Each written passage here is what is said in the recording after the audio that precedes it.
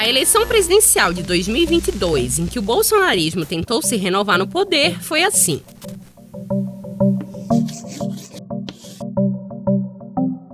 Jair Bolsonaro era presidente e ia disputar a reeleição. No início do ano eleitoral, a população enfrentava a aceleração da inflação, especialmente de alimentos. A fome tinha voltado a ser uma realidade no país, e os combustíveis estavam cada vez mais caros por causa da guerra na Ucrânia. O presidente amargava uma rejeição alta, mas ao mesmo tempo mantinha um núcleo de apoiadores fiéis, com cerca de 30% dos brasileiros considerando seu governo ótimo ou bom. Recém-filiado ao PL, Bolsonaro teve como principal adversário Luiz Inácio Lula da Silva, ex-presidente que 4 anos antes tinha sido preso pela Lava Jato e barrado pela lei da ficha limpa. Com as condenações anuladas no Supremo por ilegalidades no processo e os direitos políticos recuperados, o petista emergiu como favorito. A chamada terceira via bateu cabeça. No fim, lançou a senadora Simone Tebet, do MDB. Já Ciro Gomes, do PDT, concorreu de novo pela 4ª vez. O Brasil ainda estava sob o impacto da pandemia de Covid-19, que deixou quase 700 mil mortes no país.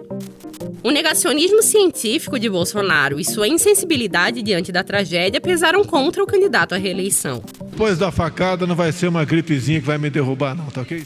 O pacote extremista do presidente tinha também um ataque sistemático e sem provas à segurança das urnas eletrônicas. Uma contestação do sistema eleitoral também usada como estratégia por Donald Trump nos Estados Unidos. Esse clima golpista incentivou a busca por uma frente ampla em defesa da democracia.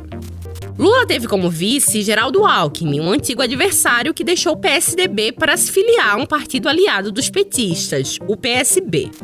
Tebet investiu contra o golpismo bolsonarista e também contra Lula, mas diferenciava um do outro. Ciro, por sua vez, aderiu à falácia dos dois extremos, como se Lula e Bolsonaro se equivalessem. Foi uma campanha violenta. Pessoas morreram por discussões políticas. Muitos ficaram com medo de manifestar suas preferências num país cada vez mais armado devido a decretos do governo. Em inúmeras empresas, patrões apelaram ao assédio eleitoral, ameaçando demissões em caso de vitória de Lula ou prometendo bônus em caso de vitória de Bolsonaro. Em muitas igrejas, quem declarava voto no petista era perseguido. O governo investiu alto na eleição. Conseguiu baixar o preço dos combustíveis com medidas pontuais antes da eleição. A inflação cedeu. O favoritismo de Lula e o segundo lugar de Bolsonaro se mantiveram em toda a campanha, mas quando as urnas foram abertas no primeiro turno, a diferença entre os dois era bem menor do que indicavam as pesquisas. No segundo turno, Lula recebeu apoio de outros antigos adversários. Tebet, terceira colocada, embarcou na campanha petista. A frente ampla se concretizou. Bolsonaro apostou na associação de Lula à corrupção. O petista também sofria questionamentos por não apresentar um plano de governo detalhado.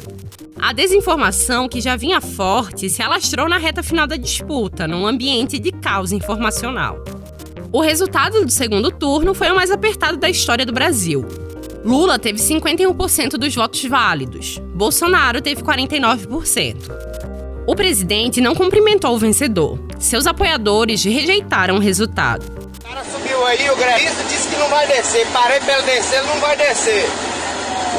Fecharam estradas e acamparam na frente de quartéis pedindo um golpe militar.